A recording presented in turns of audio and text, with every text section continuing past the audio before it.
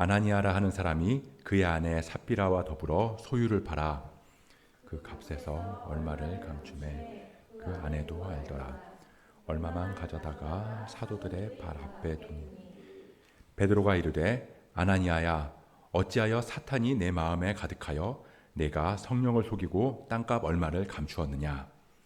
땅이 그대로 있을 때에는 내 땅이 아니며 판 후에도 내 마음대로 할 수가 없더냐.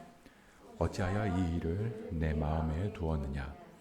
사람에게 거짓말한 것이 아니오 하나님께로다. 아나니아가 이 말을 듣고 엎드러져 혼이 떠나니 이 일을 듣는 사람이 다 크게 두려워하더라. 젊은 사람들이 일어나 시신을 싸서 메고 나가 장사하니라. 3시간쯤 지나 그의 아내가 그 일어난 일을 알지 못하고 들어오니 베드로가 이르되 그 판값이 이것뿐이냐 내게 말하라 하니 이르되 예 이것뿐이라 하더라. 베드로가 이르되 너희가 어찌하여 함께 꾀하여 주의 영을 시험하려 하느냐. 보라 내 남편을 장사하고 오는 사람들의 발이 문 앞에 이르렀으니 또 너를 메어 내가리라 하니 곧 그가 혼이 떠나는지라.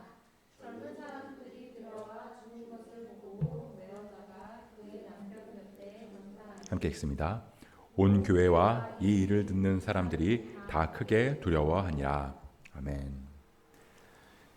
제가 가끔 이 카페나 음식점 같은 데를 가면요, 이렇게 뭐 이쁜 꽃이나 나무 같은 걸로 이제 장식이 되어 있는 데를 볼 때가 있거든요. 근데 그런 것들이 있으면 이제 가게 분위기가 화사해지고 또 좀 더 이제 생동감이 넘치기 때문에 그런 것들로 이제 장식을 하는데, 근데 가끔 그런 것들을 보면 저게 진짜 꽃인지 아닌지를 구분이 안 될 때가 있어요. 저게 진짜 나무인지 아닌지, 가짜 나무인지 그런 것들을 모를 때가 있거든요. 그래서 멀리서 보면 잘 몰라가지고 그때 제가 궁금해가지고 가까이 가서 이렇게 자세히 보는데 그래도 모를 때가 있더라고요. 근데 이게 지난달인가 제가 이제 아내랑 은계지구에 있는 무인 카페를 한번 갔다가 거기 이제 작은 화분 같은 게 있는데 꽃이 이렇게 피어 있더라고요. 잎이 이렇게 막 나 있는 거죠. 근데 아무리 봐도 그게 조화 같은 거예요. 왜냐하면 거기가 무인 카페이기 때문에 관리도 안 될 거고, 그러니까 이제 뭐 조화 같은 거 갖다 놓고 분위기만 내는 것 같다 싶어가지고 이렇게 가봤는데 조화한 것 같아가지고 제가 이렇게 만져봤는데 조화한 거예요. 그리고 조화구나. 그리고 혹시나 해서 제가 잎을 쫙 찢어봤는데 생화더라고요. 그래서 제가 그때 좀 깜짝 놀랐어요. 분명히 조화같이 생겼는데 생화다. 좀 그 꽃한테는 미안하긴 하지만, 예, 요즘에는 이 뭐 다이소에서 파는 그런 조화 그런 거 말고는 이렇게 보면 이게 진짜 조화인지 진짜 꽃인지 이런 게 구분이 안 될 때가 너무나 많습니다. 그러니까 그만큼 이제 기술이 좋아졌다는 거겠죠. 제가 얼마 전에 이 주일날인가요? 이 짝퉁에 대한 이야기를 한번 한 적이 있어요. 이 짝퉁이랑 명품의 차이가 뭐냐? 근데 이제 보통은 요즘엔 짝퉁들도 이 기술이 좋아져서 정교하게 잘 만드는 것 같아요. 그래서 언뜻 보면 진짜 전문가 아닌 이상은 잘 구분이 안 간다는 거죠. 근데 명품이랑 짝퉁의 차이는 아주 작은 차이에서 알아볼 수 있다라고 하더라고요. 그래서 그냥 딱 보면 그냥 쓱 지나가는 걸 보면 저게 명품인지 짝퉁인지 우리는 잘 알 수 없는데, 근데 그 마감이나 아니면 이제 가방 안쪽에 보이지 않는 곳 같은 것을 자세히 살펴보면 이 정품은 이 안 보이는 곳까지도 굉장히 깨끗하게 마감이 잘 되어 있는 반면에 이 짝퉁들은 안 보이는 곳은 보통은 허술하거나 약간 조잡하게 마감이 되어 있는 게 많다는 거예요. 뭐 지퍼 하나, 바느질 하나, 뭐 아니면 이 라벨이 붙어 있는 위치나 뭐 균형 이런 것들이 조금씩 다르다는 거죠.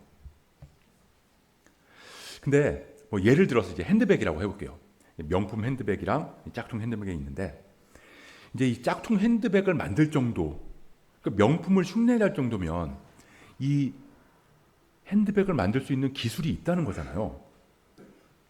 근데 왜 그런 회사가 왜 자체적인 브랜드를 가지고 이 제품을 만들어서 팔지 않을까?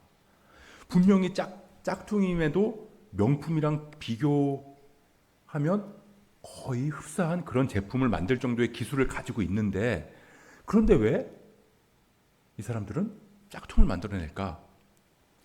이런 걸 제가 한번 생각을 해봤는데, 아마 이 자기들만의 자체적인 브랜드를 가지고 이 제품을 만들면 이 명품이라는 타이틀을 얻기까지 굉장히 힘들고 어렵기 때문이 아닐까라는 생각이 좀 들었어요. 진짜 좋은 가죽을 가지고 아주 정교하게 막 한 땀 한 땀 정성을 들여야 되잖아요. 근데 그렇게 아무리 정성을 다 들인다고 해도 그런다고 바로 명품이 되는 게 아니고, 사람들이 또 그걸 알아주기까지 굉장히 오랜 시간이 걸린다는 거예요. 지금 우리가 알고 있는 그 명품들도 보면 뭐 몇백 년씩 됐다고 하잖아요. 근데 그렇게 되기까지 사실은 사람들이 알아주기까지 나는 적자를 감수하면서도 계속 그 품질을 유지하면서 제품을 만들어내는 그런 고생이랑 수고, 그런 노력, 헌신을 하지 않으면 명품이라는 타이틀을 내가 얻지 못하는 그런 게 있다는 거죠. 그러니까 엄청난 투자를 해야 된다는 거예요. 또 엄청난 노력을 해야 되는 거죠. 근데 반면에 짝퉁을 만들면 그럼 사람들이 내가 만든 가방을 명품으로 알고 가지고 다닐 수 있다는 거예요. 그러니까 자체 브랜드로 가방을 만드는 것보다 수익도 훨씬 좋을 거고요. 그리고 뭐 디자인을 개발할 필요도 없고 그냥 있는 모양을 그대로 그냥 만들면 되니까요. 그리고 명품만큼 좋은 자재를 쓸 필요도 없는 거죠. 그냥 모양만 똑같이 흉내내고 그냥 디자인만 똑같이 흉내만 내면 그럼 사람들은 저거 명품이다 라고 다 속을 거기 때문이라는 겁니다. 한마디로 쉽게 성공하는 길이 짝퉁이라는 거예요. 쉽게 돈을 벌 수 있는 길이. 그러니까 짝퉁에는 막 한 땀 한 땀 정성을 다해서 제품을 만드는 장인 정신 같은 건 어디에도 없고요. 그냥 자존심. 내가 그래도 내 회사에서 내 브랜드로 제품을 만든다라는 그거 아니라 나는 좀 약간 다른 사람 걸 따라하고 좀 불법적인 일을 한다라는 그 자존심만 버리면 돼요. 그러면 어려운 일도 아닙니다. 그러면 나는 빠르게 수입을 얻을 수 있고 빠르게 성공을 얻을 수 있다는 거죠. 우리가 지난 시간에 살펴본 이 사도행전 4장 마지막에 보면 이 그리스도인의 삶의 모습에 대해서 나와요. 그러니까 예수의 이름으로 전하지 마라 라고 하는 법이 제정이 됐는데, 근데 그 법이 제정이 되기 이전이나 이후나 그리스도인의 삶에는 변화가 전혀 없었다고 그랬잖아요. 그냥 사람들이 성령 충만함으로 서로가 서로의 필요를 돌아보면서 그런 아름다운 공동체를, 교회 공동체를 이루면서 살았다는 겁니다. 같이 있는 사람들의 필요를 보고요. 그 필요가 보이면 자기 것을 주기도 하고 또 자기 물건을 팔아서 사도들을 통해서 공동체 안에 함께 있는 사람들의 필요를 막 채웠다는 거죠. 근데 그걸 누가 시킨 것도 아니라는 거예요. 누가 시킨 것도 아닌데 그냥 자발적으로 그런 일들이 일어났다는 겁니다. 왜냐하면 성령 충만했으니까. 이 성령 충만하니까 이전에는 보이지 않았던 게 보이는 거예요. 그러니까 힘들고 어려운 사람들, 이전에는 보이지 않았는데 그 사람들이 보이니까 내가 어떻게 하면 좋을까? 그런 걸 놓고 기도하면서 내가 할 수 있는 일들을 찾게 되는 거고요. 그렇게 쭉 내가 할 수 있는 일들을 둘러보다 보니까 나한테 여유 있는 것들이 또 보이게 되고, 그래서 그걸 나누기도 하고 때로는 팔아서 그 사람을 돕기도 했다는 겁니다. 근데 이건 이 교회가, 이 초대교회가 사유재산을 인정하지 않았다는 뜻이 아니에요. 그러니까 자기 물건 다 내놓고 모든 사람이 다 똑같이 공동생활을 한다, 그런 게 아니라는 겁니다. 그냥 공산당처럼 그냥 자기 소유는 하나도 없이 그냥 모든 거 다 팔아서 거기서 배급해 주는 대로 그것 받으면서 살아가는 일이 아니라는 거예요. 여기서 밭 있는 사람, 집 있는 사람이 그걸 다 팔았다라고 나오는데, 그건 자기가 지금 살고 있는 집을 팔고 지금 내가 먹고 살고 있는 밭을 판다는 얘기가 아니에요. 그러니까 자기가 생각하는 곳 이외에 잉여로 남는 거, 내가 집이 한 채 더 있다거나 내가 밭이 우리 가족이 생활하는 것보다 훨씬 더 넉넉하다거나 그런 것들이 보였기 때문에 그 부분을 팔았다는 거죠. 그러면서 마지막에 이 바나바에 대한 이야기가 나오는데요. 이 바나바도 자기 밭을 팔아가지고 사도들을 주면서 이 공동체 안에서 사람들의 필요를 채워달라고 이야기를 했어요. 우리 지난 시간에 봤던 건데 사도행전 4장 32절부터 37절의 말씀입니다. 좀 길긴 하지만 사도행전 4장 32절부터 37절의 말씀 같이 읽어보도록 하겠습니다. 사도행전 4장 32절부터 37절의 말씀입니다. 시작. 믿는 무리가 한 마음과 한 뜻이 되어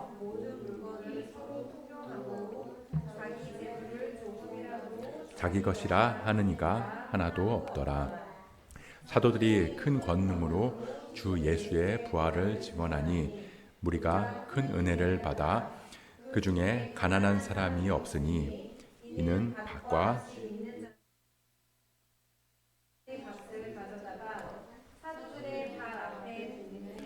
그들이 각 사람의 필요를 따라 나누어 줌이라.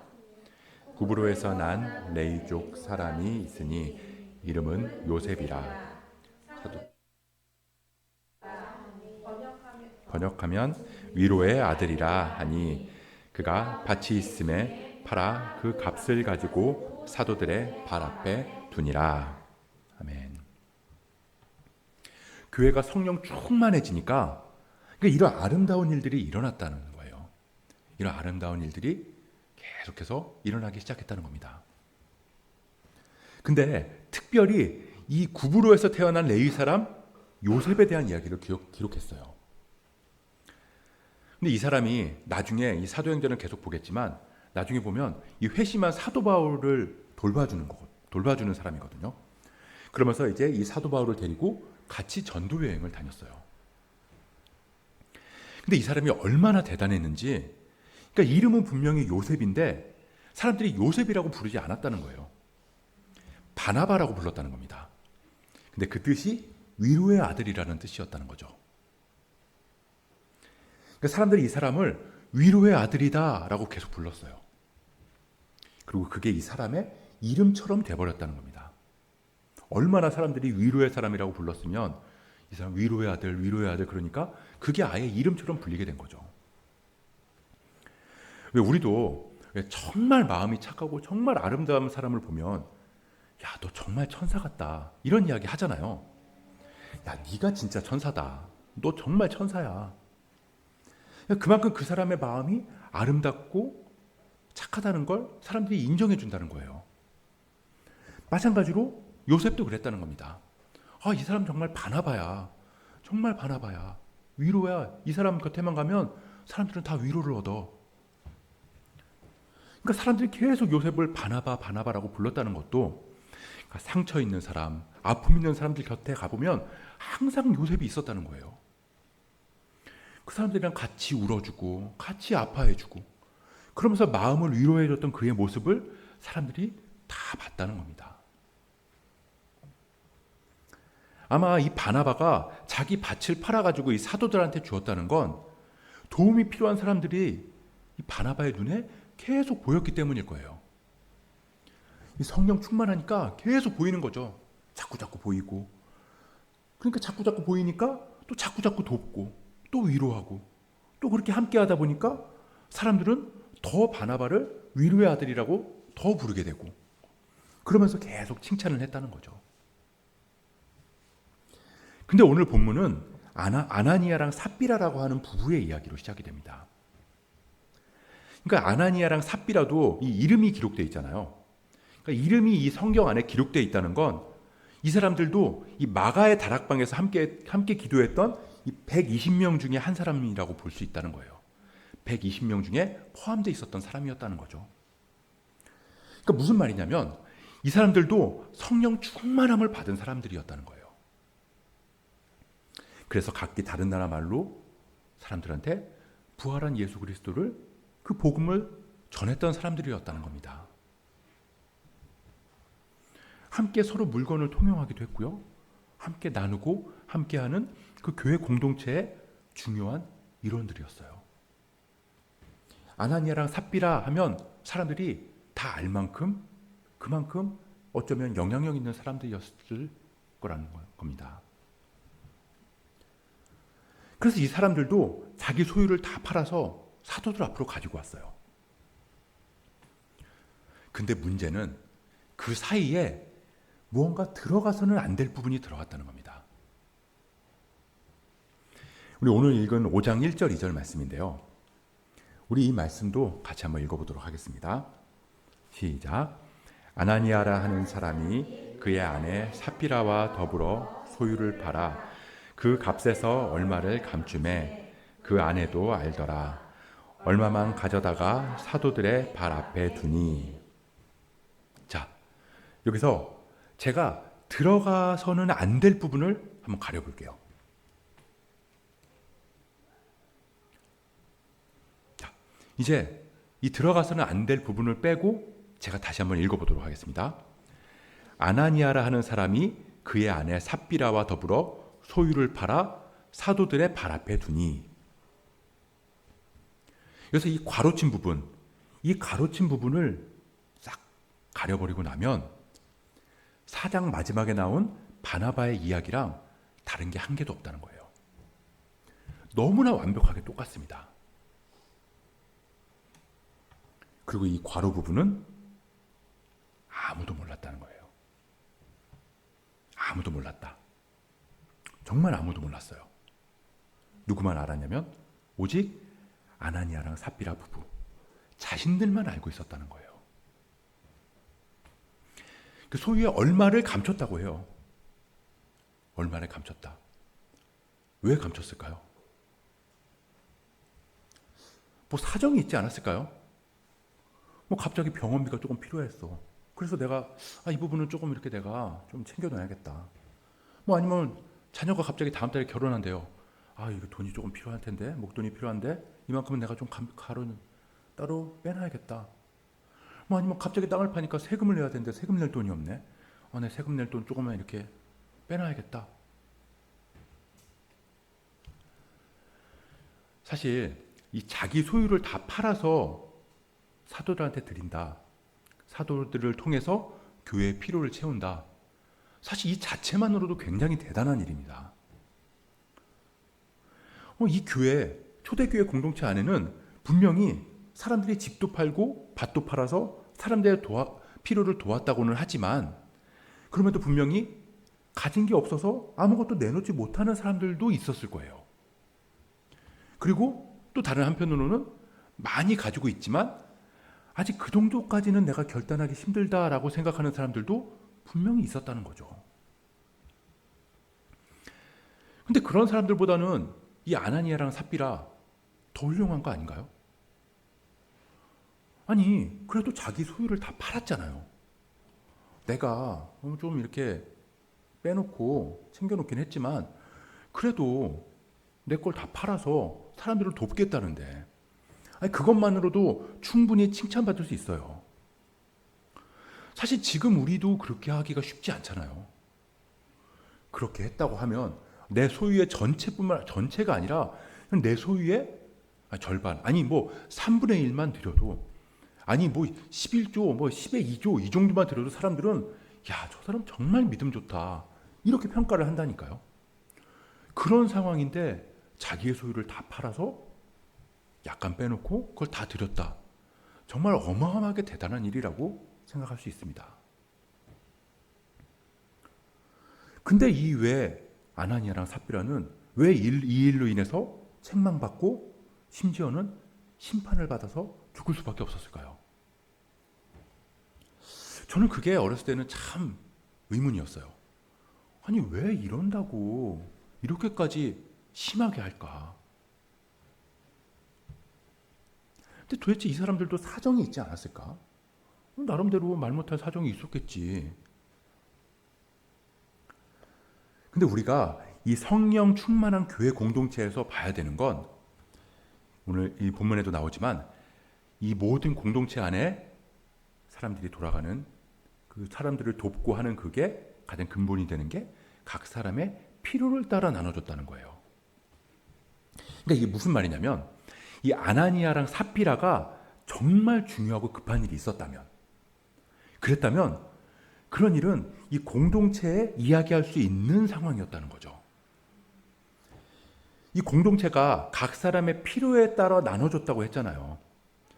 그러니까 교회 공동체가 각 사람의 필요에 따라서 나눠줄 수 있었던 건 그 사람의 필요가 뭔지를 알았다는 거예요. 그러니까 그 사람이 지금 어떤 상태인지를 교회 공동체가 다 알고 있었다는 겁니다. 어려움이 있는 사람, 저 사람은 어려움이 있구나. 슬픔이 있는 사람, 저 사람은 저런 슬픔이 있구나. 저 사람 집에는 이런 문제들이 있구나. 지금 당장 저 사람에게는 이런 필요가 있구나. 이런 모든 것들을 서로 공유하면서 알 수 있는 그런 공동체였다는 거예요. 자기 어려움 다 오픈하고, 아픔, 상처 다 나누고, 그리고 듣는 사람도 마찬가지로 누군가의 아픔이나 어려움을 가십거리로 여기면서 가볍게 생각하고 사람들한테 이야기하는 게 아니라 함께 아파하면서 정말로 그 사람의 일을 내 일처럼 생각하면서 기도해 줄 수 있었던 그런 공동체였다는 겁니다. 그러니까 아나니아랑 삽비라가 얼마를 감췄다. 이건 건전한 목적으로 이 돈을 필요로 했던 게 아니라는 거예요. 정말로 공동체에 말 못할, 아니 말할 수 없는 그런 이유에서 거짓말을 했다는 거라고 볼 수 있죠. 처음에 이 명품이랑 짝퉁에 대해서는 그 차이에 대해서 이야기를 했잖아요. 이 둘의 차이는 보이지 않는 곳에서 드러난다고 그랬어요. 겉으로 보기에는 똑같아요. 요즘 짝퉁은 육안으로 구별하기가 굉장히 어렵습니다. 근데 아까도 이야기한 것처럼 가방 안쪽, 아니면 정말로 사람 손길이 닿지 않는 작은 부분, 아주 깊이 있는 그 모서리 부분을 살펴보면 마감이 얼마나 허접한지, 그런 데서 얼마나 사람들이 손길이 닿지 않는 곳에도 신경을 썼는지 안 썼는지, 그런 것들을 우리는 알 수 있어요. 명품을 만드는 회사든 짝퉁을 만드는 회사든 가방을 만드는 기술은 다 가지고 있다니까요. 둘 다 제대로 만들려고 마음을 먹으면 충분히 제대로 만들 수 있습니다. 그럼에도 짝퉁을 만드는 이유는 아까도 이야기한 것처럼 명품이랑 똑같은 모양으로 만들어서 쉽고 빠르게 돈을 벌고 명성을 얻을 수 있기 때문이라는 거예요. 그 욕심이 들어왔기 때문에 나도 충분히 내 브랜드로 멋진 가방을 만들 수 있음에도 불구하고 짝퉁을 만드는 거죠. 자기도 수치스럽다는 걸 알면서도 그렇게 한다는 겁니다. 이 아나니아랑 삽비라는 아까도 이야기한 것처럼 성경에 기록되어 있다 보니까 어쩌면 초대교회에서 영향력을 미치는 사람이었을 거예요. 근데 이 아나니아랑 삽비라가 보니까 요셉이 바나바라고 사람들에게 칭찬을 받아요. 요셉이 누리고 있는 위로의 아들이라는 그 명성이 부러웠던 겁니다. 바나바만큼 인정받고 싶었던 거예요. 근데 아직 나는 그 정도까지는 아니거든요. 다시 말하면 명품이 되고 싶기는 한데 그만큼 투자하고 그만큼 인내하고 그만큼 견뎌내는 건 하고 싶지 않다는 거죠. 그래서 나도 바나바처럼 다 판척하면서 상당수의 돈은 감춰뒀다는 겁니다.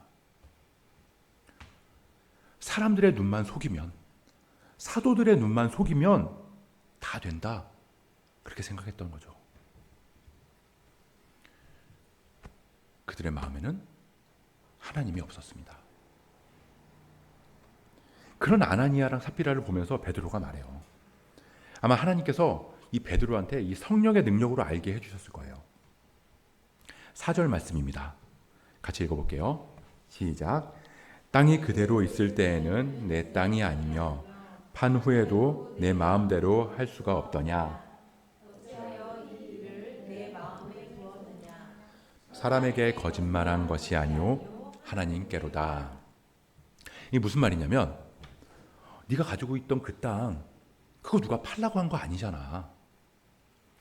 그리고 그거 다 판 다음에도 네 마음대로 할 수 있었잖아. 필요한 게 있으면 내가 이만큼 필요해서 내가 이만큼을 남겨놨다. 그렇게 말할 수 있잖아. 그런다고 누가 뭐라고 하지 않잖아. 근데 너는 사람들의 눈만 가리면 된다고 생각했지. 하지만 하나님은 다 알고 계셔. 너는 사람한테 거짓말한 게 아니라 하나님한테 거짓말한 거야.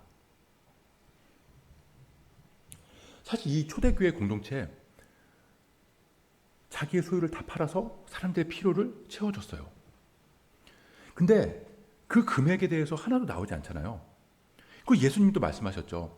성전에서 부자들이 큰 돈 헌금하는 것보다 가난한 과부가 2렙돈, 우리 돈으로 치면 500원, 100원, 500원, 1000원 그거 헌금할 때 저 여인이 이 사람보다 더 많이 헌금했다라고 말씀하세요.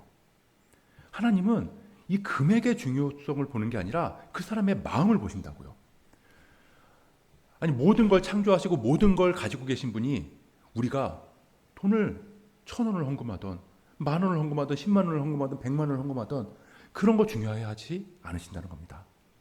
그 사람의 마음의 중심, 그 사람이 얼마나 하나님께 가까이 다가가고 그 마음에서 하나님을 향한 마음이 우러나오고 있느냐, 그걸 본다는 거죠.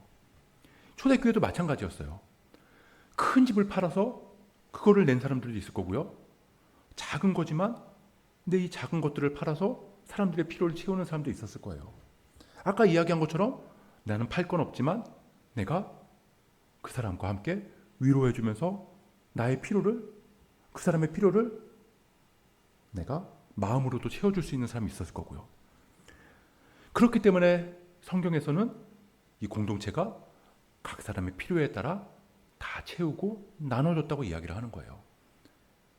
금액에 대해서는 이런 망고에 언급도 없다는 겁니다. 그런 걸 알면서도 아나니아랑 삽비라는 그냥 그러니까 사람을 속이면서 그러면 모든 게 다 된다고 생각했다는 거예요. 사람의 눈만 속이면 하나님도 속일 수 있구나. 그러면서 베드로가 그 일의 이유를 뭐라고 하냐면요. 3절을 보면 사탄이 내 마음에 가득했다라고 말한다는 거예요. 이 요한복음에는 사탄을 뭐라고 얘기하냐면요. 거짓의 아비라고 얘기하고 있어요. 거짓의 아비를 사탄이라고 얘기합니다. 그러니까 이 모든 일들이 사탄의 일이라는 거죠. 이 성령 충만한 곳에 거짓의 영이 틈타서 들어오게 함으로써 성령 충만한 교회를 무너뜨리겠다. 그게 사탄의 계략이라는 거예요. 이 베드로는 3절에서 이렇게 이야기를 하고 있습니다. 사탄이 내 마음에 가득했다. 그리고 4절에 보면 어찌하여 이 일을 내 마음에 두었느냐. 사탄한테 왜 네 마음을 열어줬느냐. 이 경험해 보신 분들도 계시겠지만 우리가 이 성령 충만해지고 이 하나님의 뜻을 따르려고 하잖아요. 그러면 꼭 시험이 옵니다. 항상 뭔가 문제가 생겨요. 그게 크든 작든 이 마음을 흔들어 놓기도 하고요. 이 삶을 흔들어 놓을 만한 일들이 벌어진다는 거예요. 근데 그건 이상한 게 아니라 당연한 거라는 거죠. 이 베드로전서에서 이 베드로가 그렇게 얘기하잖아요. 베드로전서 4장 12절인데 제가 읽어볼게요. 사랑하는 자들아, 너희를 연단하려고 오는 불시험을 이상한 일 당하는 것 같이 이상히 여기지 말고. 그러니까 불시험 오는 걸 이상한 일 당하는 것처럼 여기지 마라. 그건 당연한 거다. 그러니까 하나님의 뜻대로 살아가려고 하는 곳에는 그런 사람들한테는 이상하게 느껴질 만큼 이상하게 어려움이 찾아온다.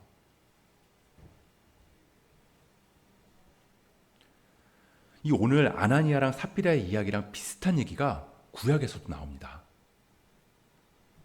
이스라엘 백성들이 이 가나안 땅에 들어갔을 때도 이런 비슷한 일이 있어요. 이 가나안 백성들이 이 40년 동안 광야를 빙빙 돌면서 이 하나님의 백성으로 이렇게 성장해 가잖아요. 그리고서 이제 믿음으로 요단강을 딱 건넜어요. 그리고 또 믿음으로 여리고성을 하루에 한 번씩, 그리고 마지막 날은 7바퀴를 그렇게 돌면서 여리고성을 무너뜨렸습니다. 그리고 나서 이 여리고성에 비하면 아주 작고 보잘것없는 아이성을 이제 치러 가게 되는데요. 그때 이스라엘이 완전히 대패했어요. 그때 이스라엘 백성들 광야에서 하나님의 백성으로 살아가겠다고 결단했고요. 믿음으로 흐르고 넘치는 요단강을 믿음으로 건너가면서 그 물길을 멈추는 것을 경험했고요. 그리고 여리고성을 7번 돌면서 하나님께서 이 여리고성을 무너뜨리게 하시는 그 역사도 봤어요. 그렇게 성령 충만함으로 극에 달해 있을 때, 그때 이스라엘이 완전히 무너졌다는 겁니다. 그 이전에 이 여리고성에서 그 성에 있는 것을 아무것도 취하지 말고 다 진멸해라 라고 하나님께서 명령하셨는데, 그때 이 아간이라고 하는 사람이 그 말씀에 불순종했거든요. 근데 여리고성은 굉장히 큰 성이고요, 굉장히 부유한 성이었어요. 근데 아간이 거기서 몰래 가져와서 숨긴 게 있다는 겁니다. 근데 그게 뭐냐면 고작 옷 한 벌, 은 조금, 금 한 덩이. 그 여리고 안에 널려있던 물건들에 비하면 이거 진짜 별거 아니거든요. 근데 그 아주 작고 보잘것없는 것, 어찌 보면 사람들이 야, 그 정도는 괜찮아 라고 생각할 만큼 아주 작고 보잘것없는 건데, 그 일로 인해서 이스라엘 공동체는 완전히 무너졌다는 거예요. 성령 충만한 곳을 사탄이 그냥 둘 리가 없기 때문입니다. 이 불순종이라고 하는 이 거짓의 영으로 공격했어요. 그때 아간이 그 물건을 자기 장막 안에 숨겼다라고 기록하고 있거든요. 거기서 자기 장막 안에 감추었다라고 하는 그 감추었다에 해당하는 그 히브리어를 헬라어로 그대로 바꾸면 오늘 아나니아랑 삽비라가 그 값에서 얼마를 감추었다라고 하는 그 감추었다랑 동일한 단어입니다. 그러니까 사탄은 알고 있었어요. 우리가 성령 충만하면 무슨 일이 일어나는지. 그걸 사탄은 너무나 잘 알고 있다는 겁니다. 그래서 우리를 공격해요. 성령 충만하면 충만할수록. 성령 충만하지 않으면 공격이 덜하죠. 어차피 그냥 놔둬도 스스로 망할 거니까. 그래서 잠언에서는 이렇게 이야기합니다. 모든 지킬 만한 것 중에서 더욱 내 마음을 지켜라. 생명의 근원이 이에서 남이니라. 왜냐하면 사탄은 우리의 마음을 통해서 들어오기 때문입니다. 우는 사자처럼 우리의 마음의 문 앞에 서 있다가 아주 작은 틈이라도 보이면 그곳을 비집고 들어온다는 거예요. 그래서 우리의 마음을 막 헤집어 놓는 거죠. 삶을 완전히 무너뜨려 버립니다.